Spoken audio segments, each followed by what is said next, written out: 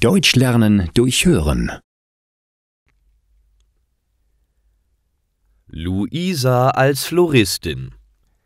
Luisa hat ihr eigenes Blumengeschäft eröffnet. Sie liebt den Geruch, den sie jeden Tag bei der Arbeit riechen kann. Sie freut sich, dass so viele bunte Blumen jeden Tag um sie herum sind. Zuerst muss sie die Lieferung der Blumen und Pflanzen überprüfen. Wenn etwas fehlt, muss es nachbestellt werden. Danach müssen die Blumen schnell richtig gelagert werden.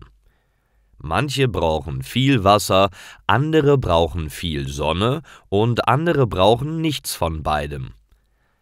Dann stellt sie Blumensträuße und Gestecke zusammen. Sie liebt die Kreativität an ihrem Job. Doch auch Geschicklichkeit braucht sie. Danach präsentiert sie die Ware in ihrem Laden und schaut, welche Vasen mit Blumen nachgefüllt werden müssen.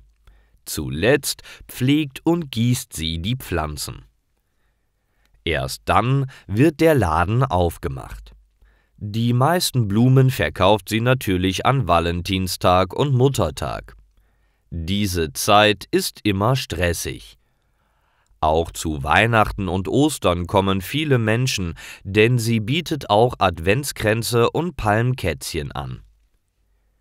Viele Leute kaufen einzelne Blumen und Pflanzen, aber auch ihre vorgefertigten Sträuße.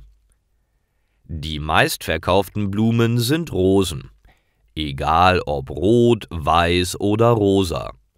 Aber auch Tulpen, Lilien und Sonnenblumen sind sehr beliebt. Luisas Lieblingsblume ist das Gänseblümchen. Sie berät ihre Kunden so gut sie kann. Natürlich muss sie alle Blumen gut kennen, die sie verkauft. Denn eventuell hat eine Person eine Allergie oder ein Haustier zu Hause, für das die Blume giftig sein kann. Darüber klärt sie ihre Kunden gerne auf. Außerdem nimmt sie auch Aufträge an und kreiert Gestecke nach den Wünschen der Kunden. Sie bekommt ziemlich oft Aufträge, um für Hochzeiten oder Trauerfeiern Blumensträuße zusammenzustellen.